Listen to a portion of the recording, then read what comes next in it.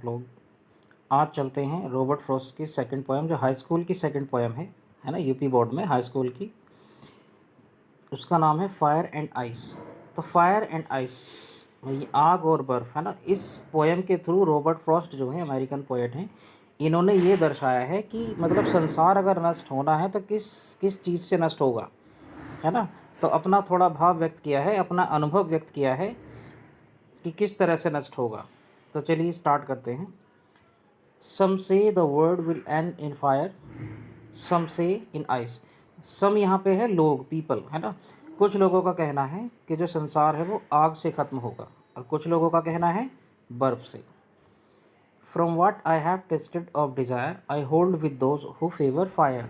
अब यहाँ पे देखो, उसने फिगरेटिव सेंस कर दिया है पोएट ने, कि जहाँ तक मेरा अनुभव है, from what I have tasted of desire, जहाँ तक मेरा इच्छाओं का अनुभव है, कि जहाँ तक मेरा सवाल है, आई hold with those who favour fire, ये दुनिया आग से नष्ट होगी। अब यहाँ पे गाइस समझने वाली चीज़ है, यहाँ जो फायर है वो रिप्रेजेंट करता है किसको? डिज़ायर को। उनका कहना है कि इंसान की इच्छाएं इतनी असीमित हैं कि जो संसार है वो इच्छाओं की वजह से नष्ट होगा, यानी डिज़ायर की वजह से, जिसको सिंबलाइज किया है उन्होंने किससे? फायर से। Clear. Next, but if it had to perish twice. अब फिर क्या कह रहे हैं? अगर इसको फिर से नष्ट होना हुआ, मतलब 2 बार नष्ट होना हुआ, I think I know enough of it, तो मुझे इतना अनुभव तो है और मुझे इतना तो पता है, नफ़रत नफ़रत ही काफ़ी है उसे दोबारा नष्ट करने के लिए, 2 बार नष्ट करने के लिए। क्योंकि जो नफ़रत है वो किसी भी चीज़ को तबाह करने के लिए काफ़ी रहती है। सफाइस का मतलब क्या है? काफ़ी रहना। To say that for destruction ice is also great and would suffice. नफ़रत इतनी ज़्यादा लोगों के अंदर है एक दूसरे को लेके कि वही काफ़ी होगी अगर इसको दोबारा नष्ट होना हुआ। तो एक बार फिर से देख लेते हैं। पोएट का कहना है कि संसार किस तरह से नष्ट होगा। तो कुछ लोग कह रहे हैं कि ये आग से नष्ट होगा, यानी डिज़ायर जो हैं, इच्छाएं हैं, उनसे नष्ट होगा। कुछ लोग कह रहे हैं आइस से। आइस किसको माना है? आइस सिंबलाइज किया है हेट को, है ना। आइस किसको सिंबलाइज किया है? हेट को। मतलब या तो डिज़ायर से दुनिया ख़त्म होगी, लेकिन अगर 2 बार ख़त्म हुआ तो बर्फ़ की वजह से। बर्फ़ की वजह से मतलब हमारी जो एक दूसरे को लेके क्या है, नफ़रत है, उसकी वजह से। यहाँ फायर के बहुत सारे सेंस और निकलते हैं। लस्ट है ना, LUST, लस्ट है। एंगर भी है, बहुत सारे सेंस निकलते हैं। लेकिन अगर आपको इसमें पोएम में देख के लिखना है आंसर, एक शब्द में 2 नंबर का आएगा, तो डिज़ायर लिख देना। Fire stands for desire and ice for hate. Clear है? ये चीज़ें आपको ध्यान रखनी है।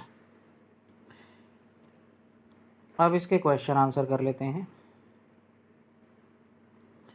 तो फर्स्ट क्वेश्चन है, by whom the poem fire and ice is composed. Composed मतलब लिखी किसने है? तो सिंपल सी बात है, ऊपर लिखा है राइटर रॉबर्ट फ्रॉस्ट, है ना। किसने लिखी है पोएम? ये रॉबर्ट फ्रॉस्ट ने। अकॉर्डिंग, नेक्स्ट क्वेश्चन है, according to the poet desire symbolizes, ये सिंबलाइज्ड विद। तो मैंने क्या बोला है? डिज़ायर किससे सिंबलाइज होती है? फायर से, या फिर वाइस वर्सा। फायर किसको सिंबलाइज करता है? डिज़ायर को, है ना। According to the poet desire is symbolised with fire. Clear है? यहीं से देख के लिख देना है answer. Next, what symbolises ice. Ice किसको रिप्रेजेंट करती है? तो आइस सिंबलाइजेस हेट्रेड, इतनी भरी हुई है मानव जाति के अंदर क्या है? नफरत, है ना। Next, how many popular views does the poet present regarding the end of the world. Popular views का मतलब कौन से प्रसिद्ध तरीके उनका नज़रिया जो है कितने तरह से रिप्रेजेंट किया कि इस तरह से संसार नष्ट हो जाएगा। तो वो 2 तरीके रिप्रेजेंट करे उन्होंने, एक तो फायर और एक आइस। क्लियर? यानी नफ़रत और इच्छा। तो 2 तरीके इसका आंसर है, इसका नहीं, इसका। Next, what type of desire will cause the end of the earth. ये मैंने आपको पोएम के अर्थ में बताया था कि इच्छाएं इतनी असीमित हैं हमारी, वो ख़त्म ही नहीं हो रही। एक इच्छा पूरी नहीं होती कि दूसरी तैयार हो जाती है ना। तो what type of desire will cause the end of the earth? Unlimited desire. Unlimited desire मतलब ऐसी इच्छा जो कभी ख़त्म होने का नाम ही नहीं ले रही, वो वाली इच्छाएं हमें क्या कर देंगी? संसार को नष्ट कर देंगी।